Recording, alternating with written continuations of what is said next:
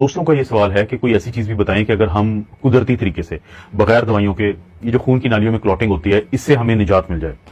तो ये वीडियो बुनियादी तौर पे एक ऐसे नुस्खे के बारे में है जो आपको मदद करेगी आपकी खून की नालियां जिसको हम आर्टरीज कहते हैं उनके अंदर जो क्लॉटिंग होती है, क्योंकि वो जो क्लॉटिंग है उसको हम मेडिकल की टर्म में एथेरोस्क्लेरोसिस कहते हैं। यही बुनियाद है दिल के अटैक की भी, यही बुनियाद है फालिज के अटैक की भी अगर वो दिमाग की खून की नालियों को मुतासर करे। यही बुनियाद है पल्मोनरी एम्बोलिज्म की अगर एथेरोस्क्लेरोसिस या वहां से टूट के जाने वाला टुकड़ा जो है वो आपके फेफड़ों को मुतासर करे।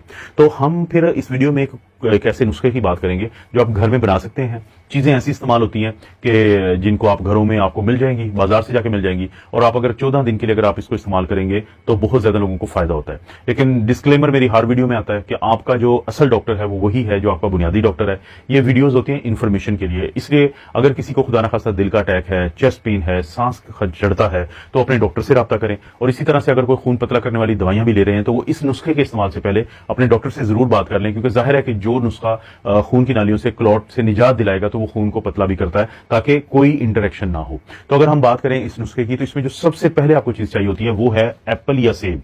अब ये जो एप्पल होता है यानी जो सेब है, इसकी वजह क्या है, ये क्यों चाहिए हमें? पहले तो बात है, एक हमें सेब चाहिए और एप्पल इसलिए चाहिए होता है कि इसमें होते हैं पॉलीफिनोल्स जो कि बुनियादी तौर पे आपकी जो खून की नालियों की सख्ती होती है, हार्डनिंग ऑफ द आर्टरीज, जिसको हम आर्टरीरियोस्क्लेरोसिस भी कहते हैं। यानी एक तो थी ना एथेरोस्क्लेरोसिस कि क्लॉट बनने का अमल, लेकिन क्लॉट उन नालियों में ज्यादा बनता है जिनमें आर्टीरियोस्क्लेरोसिस होता है, तो उसको कम करता है।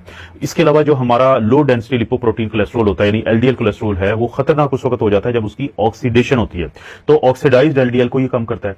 तो आपको एक सेब चाहिए और कोशिश ये करें कि उसको छोटे छोटे टुकड़े कर लें, लेकिन छिलके समेत, क्योंकि इसके छिलके में ही असल तासीर होती है। आपने इसका छिलका नहीं उतारना, ये पहली चीज चाहिए। दूसरा, आपको लहसुन चाहिए। एक जो क्लोव होती है, ये जो आप देख भी रहे हैं, तो ये होता है लहसुन या गार्लिक, ये आपको एक चाहिए, इसलिए कि ये क्या करता है, ये आपके खून की नालियों में जो प्लाक बनता है यानी एथेरोमा या एथेरोस्क्लेरोसिस बनता है तो उसको एक तो रोकता है। इसके अलावा जो प्लेटलेट फिर साथ साथ इसके जुड़ जाती हैं क्लॉट प्लाक के साथ यानी प्लेटलेट एग्रीगेशन, उसको रोकता है। इसी तरह से फिर ये आखिर में जो क्लॉट बनने का अमल है उसको कम करता है। और इसके अलावा भी जो लहसुन है ये टोटल कोलेस्ट्रॉल को कम करेगा। ये जो बुरे वाली कोलेस्ट्रॉल है एलडीएल, न सिर्फ उसको कम करता है बल्कि उसकी ऑक्सीडेशन को भी कम करता है। और इसके साथ साथ जो अच्छे वाली कोलेस्ट्रॉल है यानी एचडीएल या हाई डेंसिटी लिपोप्रोटीन, उसको बढ़ाता है और ब्लड प्रेशर को भी कम करता है और खून की नालियों को डायलेट करता है या खोलता है। यानी ये इसका किरदार है। और चाहिए कितना हमें, बनाने का तरीका मैं बिल्कुल आखिर में बता दूंगा, बस आप नोट करते जाएंगे कितना चाहिए होता है। तो एक क्लोव या एक ये जो चाहिए होती है, ये जो आप देख रहे हैं।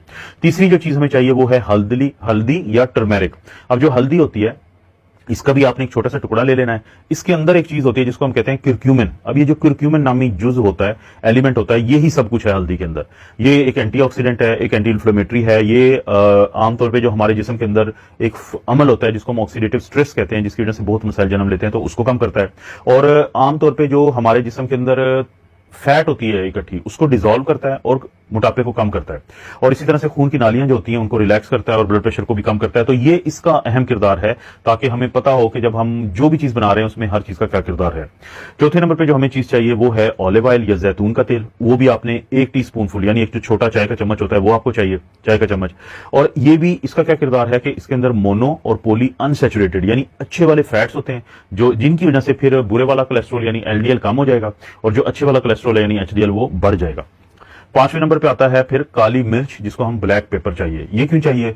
ये बुनियादी तौर पे आप एक चुटकी ले लें, इसलिए कि इसके अंदर एक पेपरिन नामी एक जुज होता है जो कि एक अच्छा एंटीऑक्सीडेंट है, फ्री रेडिकल्स को हमारे जिस्म में कम करता है और फ्री रेडिकल्स की वजह से होने वाला जो नुकसान है उसको भी कम करता है। और इसी तरह से जो हमने हल्दी का इस्तेमाल किया था, टर्मेरिक का इस्तेमाल किया था, और उसके अंदर मैंने बताया था कि क्यूरक्यूमिन होता है, तो उसका जिस्म में हिस्सा बनना या एब्जॉर्प्शन को भी ये बेहतर कर देता है।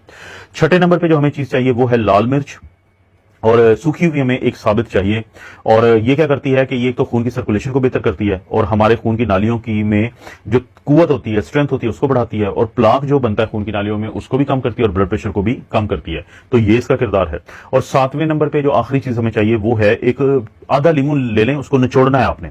और ये क्या करता है लीमू कि ये आपके खून को साफ करता है, ये लिवर को डिटॉक्सीफाई करता है यानी उसको खतरनाक अज्जा से पाक करता है, आपकी जो खून के अंदर अल्कलाइन है उसको बढ़ा देता है यानी तेजाबियत को कम करता है, और इसके अंदर विटामिन सी और फ्लेवोनॉइड्स जो हैं वो बहुत ज्यादा होते हैं। तो आपने लीमू ले लिया।